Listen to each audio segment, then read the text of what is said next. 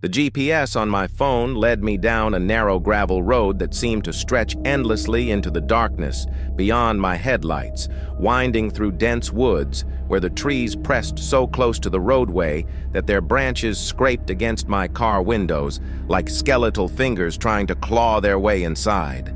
I had been driving for DoorDash for 8 months to supplement my income from my day job, and I thought I had delivered to every type of address imaginable. Luxury apartments, suburban houses, sketchy motels, and even a few places that made me question the wisdom of food delivery after dark.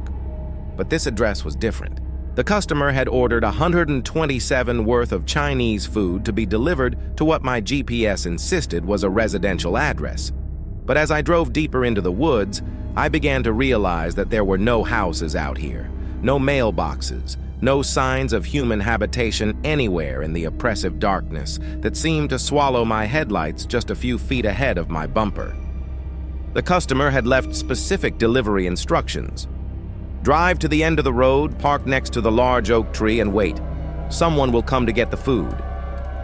But as I reached what appeared to be the end of the gravel road, I found myself in a small clearing surrounded by towering trees with no oak tree in sight and no sign that anyone lived anywhere near this remote location. My name is Jake, and that night taught me that DoorDash delivery requests aren't just about bringing food to hungry customers. They are invitations into strangers' worlds, and some of those worlds are designed to trap delivery drivers in situations where escape becomes impossible and help is nowhere to be found. Ever wondered why some delivery addresses lead to places that don't exist on any map? Ever questioned why certain customers insist on meeting you in isolated locations instead of providing clear residential addresses? Comment below if you've driven for food delivery and felt that gut instinct telling you to abandon an order and drive away, because tonight I'm sharing 3 true accounts that will make you question every delivery request you've ever accepted. These aren't exaggerated stories designed to scare gig workers. These are real experiences from real drivers who learned that when you accept a delivery request, you never know where it might lead you or what kind of people you might encounter when you arrive at addresses that exist on maps but shouldn't exist in reality. Maria had been driving for DoorDash for over a year to supplement her income from her part-time retail job, working primarily evening and weekend shifts when her children were with their father or staying with her mother. As a single mother in her early 30s, she had completed over 2,000 deliveries throughout the greater Phoenix metropolitan area and was familiar with the challenges and safety considerations that came with food delivery work.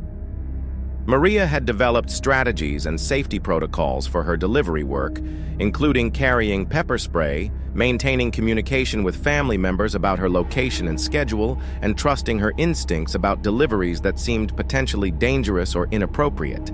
She typically avoided deliveries to isolated areas during late-night hours, and she had learned to recognize warning signs that might indicate a delivery request was from someone with questionable intentions.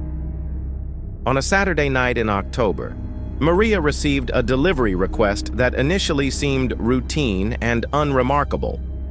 $89 worth of Mexican food from a popular restaurant to be delivered to a residential address in a suburban neighborhood that she had delivered to many times before without any problems or safety concerns. The customer had included a generous tip and had provided clear delivery instructions that seemed normal and appropriate for a standard residential delivery.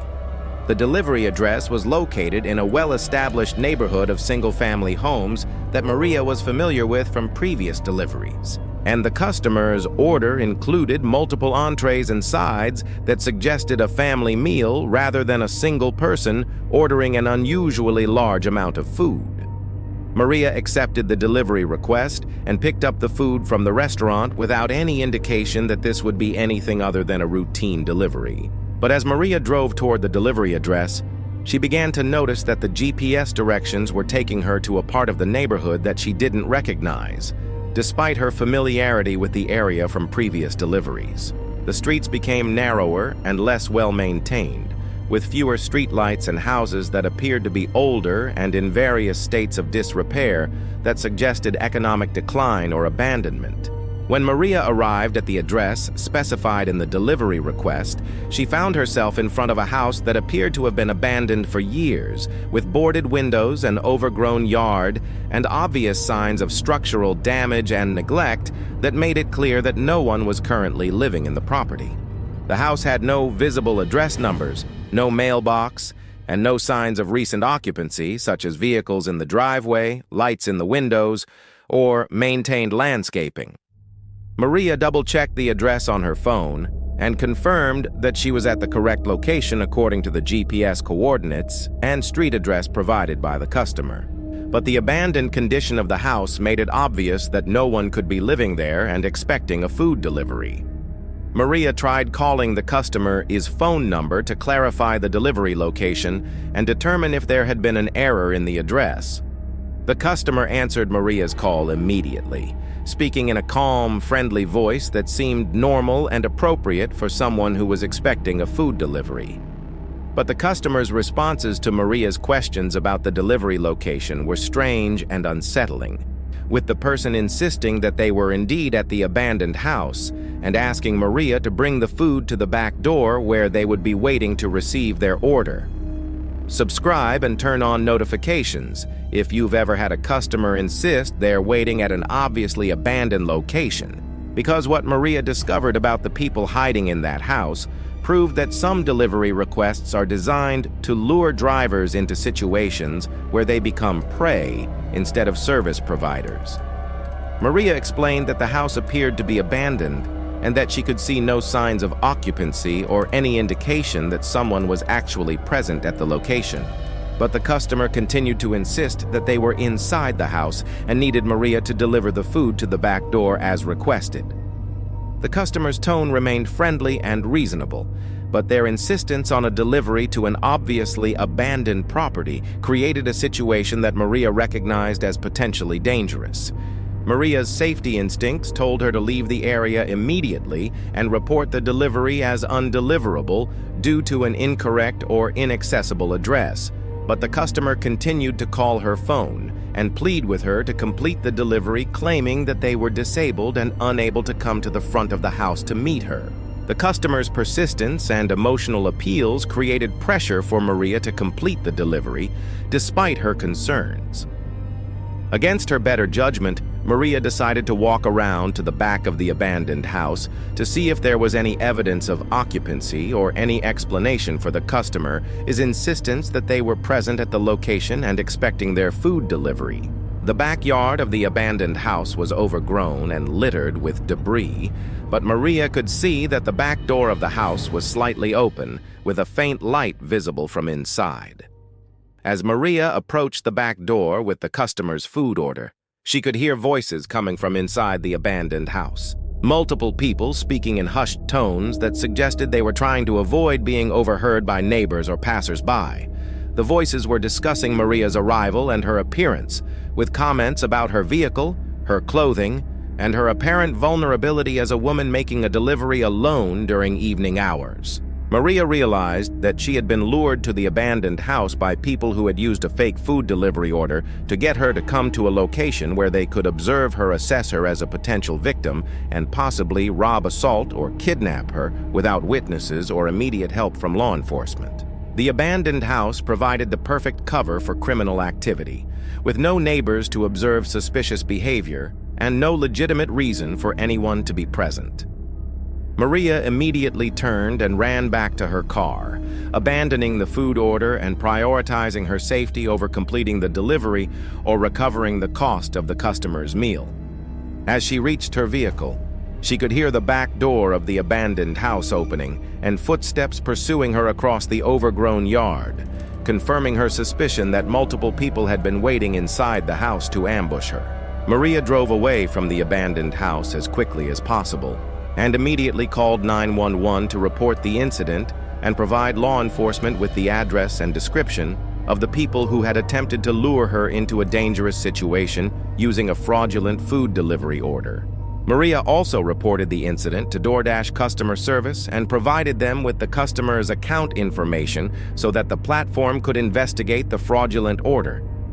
The police investigation revealed that the abandoned house had been used as a base for criminal activities targeting delivery drivers, ride-share drivers, and other service workers who could be lured to isolated locations using fake service requests and fraudulent customer accounts. The criminals had been using stolen credit card information to place orders and had been targeting female drivers who they perceived as easier victims for robbery and assault. Maria's quick thinking and decision to prioritize her safety over completing the delivery had prevented her from becoming a victim of a criminal organization that had successfully attacked other delivery drivers using similar tactics. The incident taught Maria that delivery drivers needed to be constantly vigilant about the legitimacy of delivery requests and the safety of delivery locations. But if you think abandoned houses represent the most dangerous delivery locations, wait until you hear what happened to David in rural North Carolina. Because sometimes criminals don't just use empty buildings to lure drivers into traps.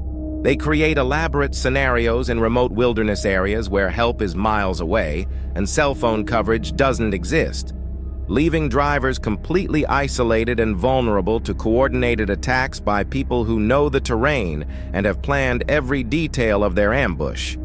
David was a college student in his early 20s who had been driving for DoorDash for 6 months to earn money for tuition and living expenses while attending classes at a university in rural North Carolina. David typically worked evening and weekend shifts in the small college town and surrounding rural areas, delivering food to students, faculty, and local residents who lived in the farming communities and small towns that surrounded the university campus. David was comfortable with rural deliveries and had never experienced any significant safety concerns or problematic interactions with customers during his months of delivery work. His delivery area included a mix of on-campus student housing, suburban neighborhoods, and rural properties that were scattered throughout the agricultural region surrounding the university.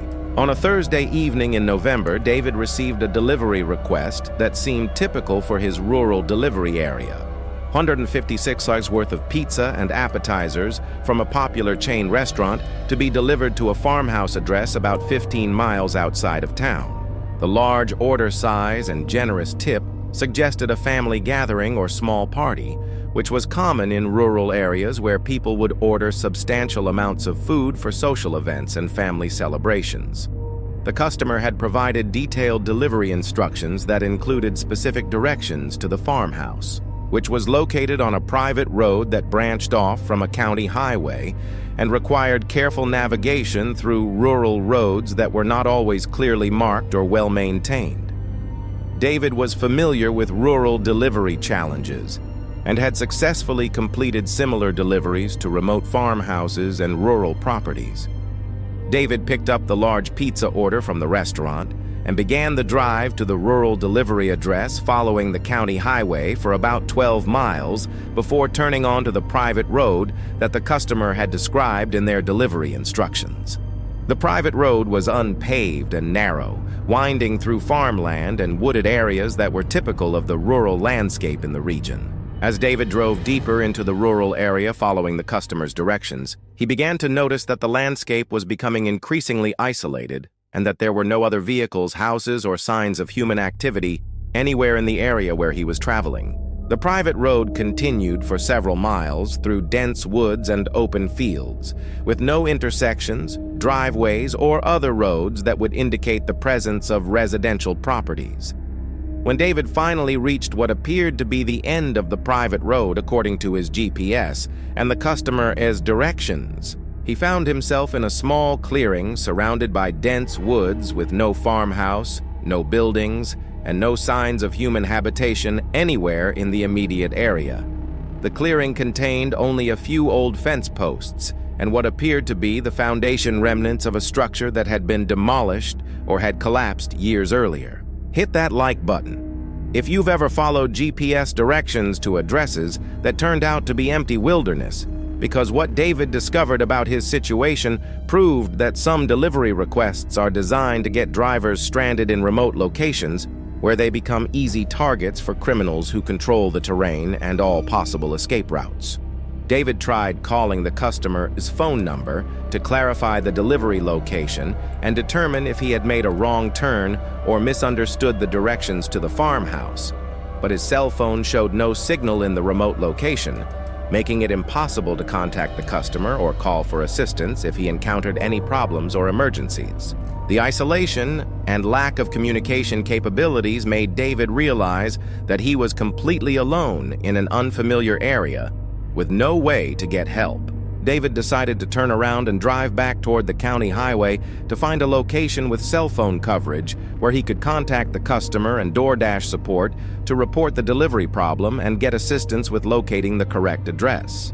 But as David attempted to turn his car around in the small clearing, he discovered that his vehicle had become stuck in soft ground that had been concealed by fallen leaves and vegetation. As David was attempting to free his vehicle from the soft ground, he heard the sound of vehicles approaching through the woods from a direction that didn't correspond to the private road he had used to reach the clearing. The approaching vehicles were traveling without headlights and were moving slowly and deliberately, as if the drivers were familiar with the terrain and were trying to avoid detection. David realized that he had been lured to the remote location by people who had used a fake food delivery order to get him isolated and stranded in an area where they could rob him, steal his vehicle, or worse, without any risk of being observed or interrupted by witnesses or law enforcement. The large order size and generous tip had been designed to ensure that a driver would accept the delivery and make the long trip to the remote location. David abandoned his attempts to free his vehicle and hid in the dense woods surrounding the clearing, watching as 3 vehicles with multiple occupants arrived in the area and began searching for him and his car. The people in the vehicles were armed and were clearly experienced with using the remote location for criminal activities as they moved through the area with familiarity and coordination that suggested they had used similar tactics to target other victims. David remained hidden in the woods for several hours while the criminals searched the area and eventually gave up and left with his vehicle and the food order, taking everything of value and leaving him stranded in the remote location with no transportation or communication capabilities. David was forced to walk several miles through the woods and rural roads until he reached an area with cell phone coverage where he could call for help. The police investigation revealed that the remote location had been used as a staging area for criminal activities targeting delivery drivers, service workers, and other people who could be lured to isolated areas using fake service requests and fraudulent customer accounts.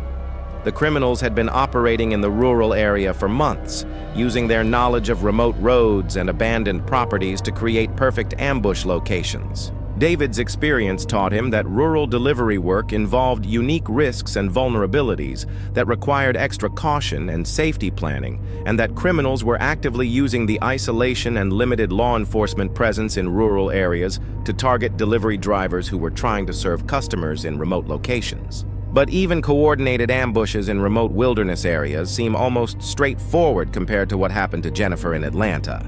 Because sometimes the most dangerous delivery situations occur in places that seem completely safe and normal.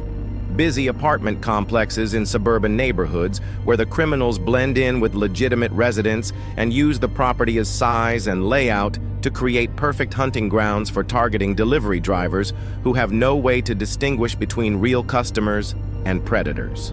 Jennifer was a recent college graduate in her mid-20s who had been driving for DoorDash for 4 months while searching for full-time employment in her field, working primarily in the urban and suburban areas around Atlanta, Georgia. Jennifer was a cautious and safety-conscious driver who had researched delivery safety best practices and had developed protocols for protecting herself during deliveries to unfamiliar locations.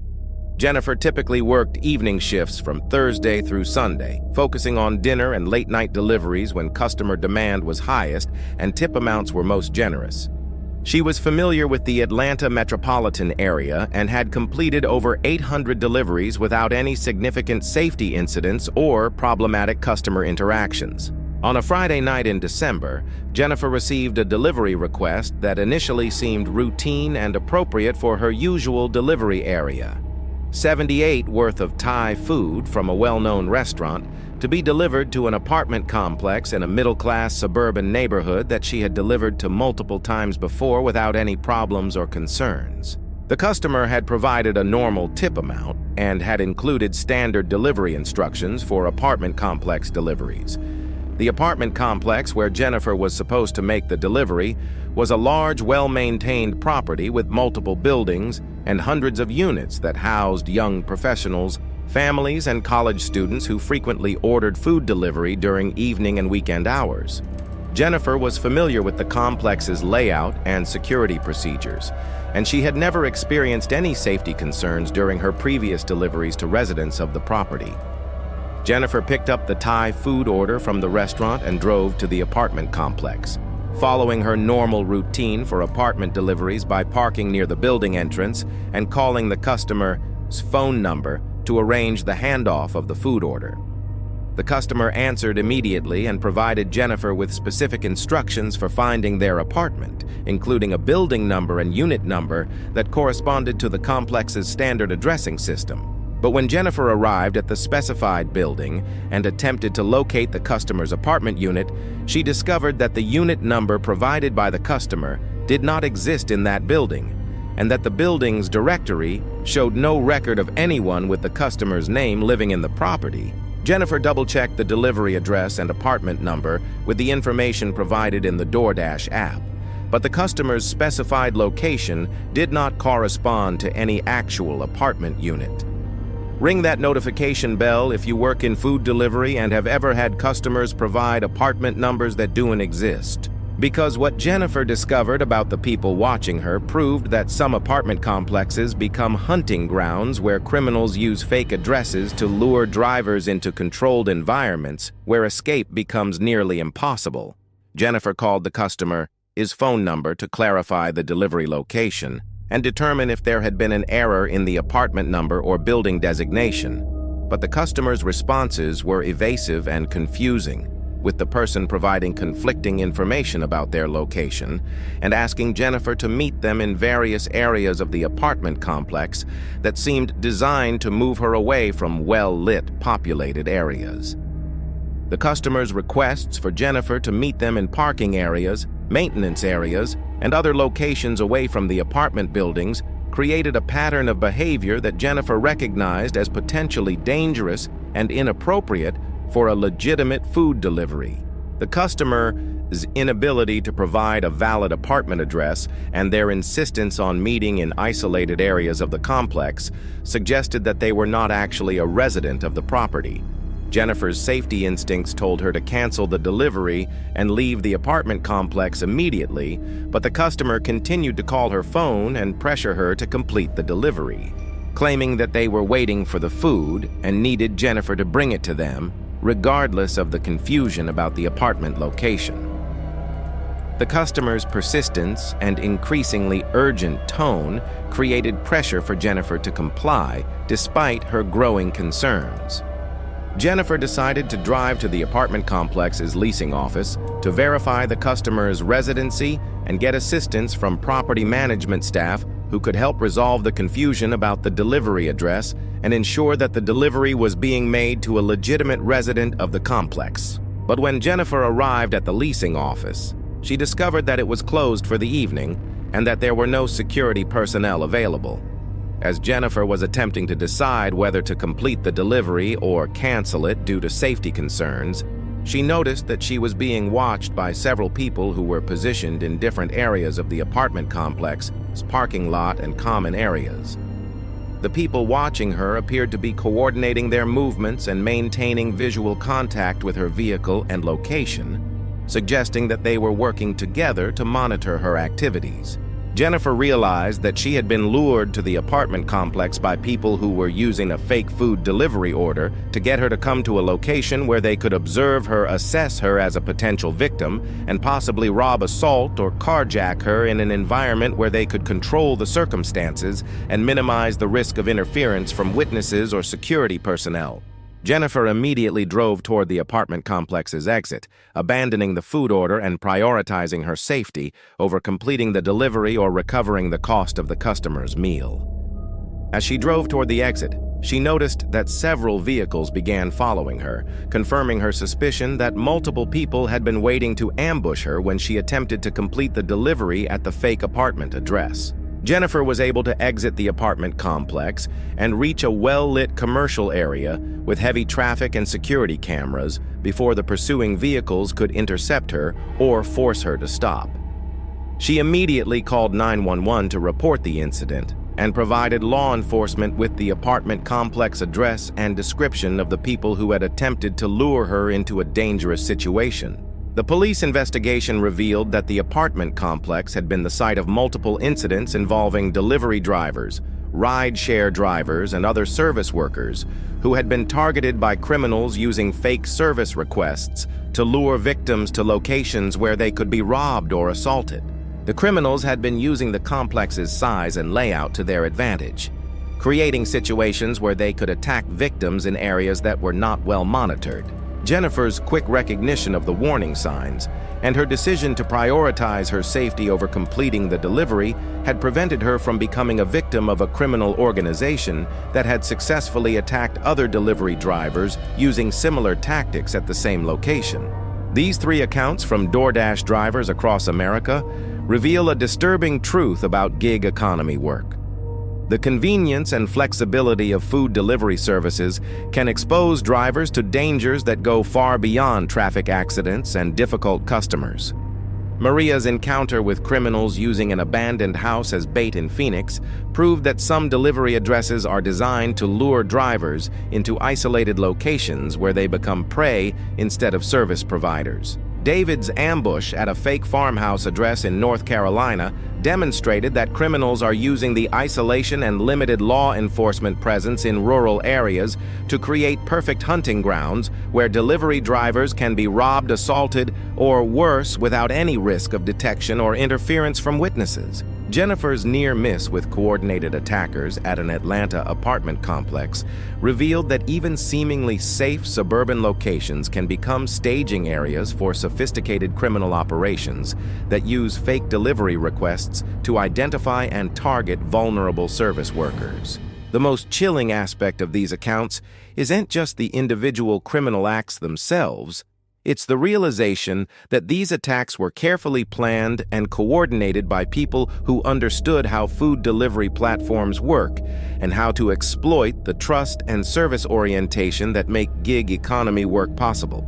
These criminals had studied delivery driver behavior, identified vulnerabilities in the system, and developed tactics specifically designed to lure drivers into situations where they would be isolated, vulnerable, and unable to escape or call for help. Maria had no warning that her routine delivery to a familiar neighborhood would lead her to an abandoned house where multiple criminals were waiting to ambush her using a fake food order and stolen credit card information.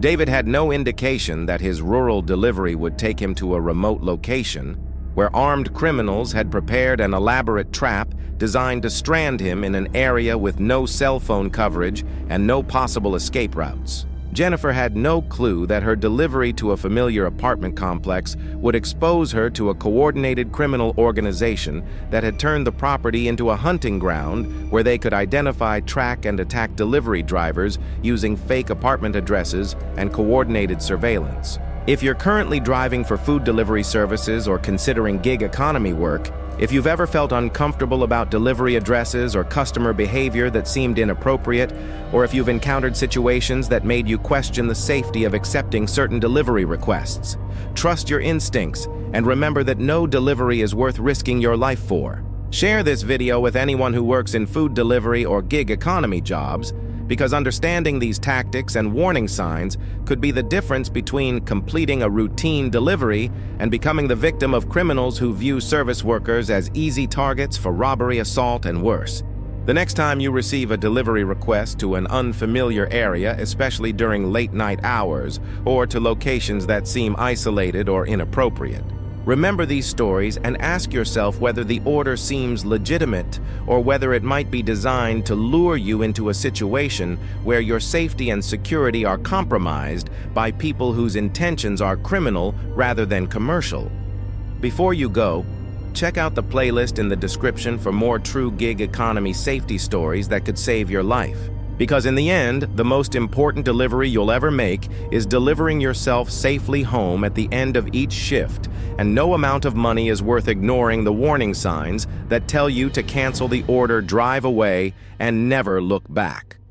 Comment below if these stories have changed how you think about delivery driver safety, and remember that the people who want to hurt you most are often the ones who seem most eager to get you to isolated locations where help is far away and witnesses are non-existent. Stay safe out there and trust your instincts. They might be the only thing standing between you and becoming another cautionary tale about the hidden dangers of gig economy work.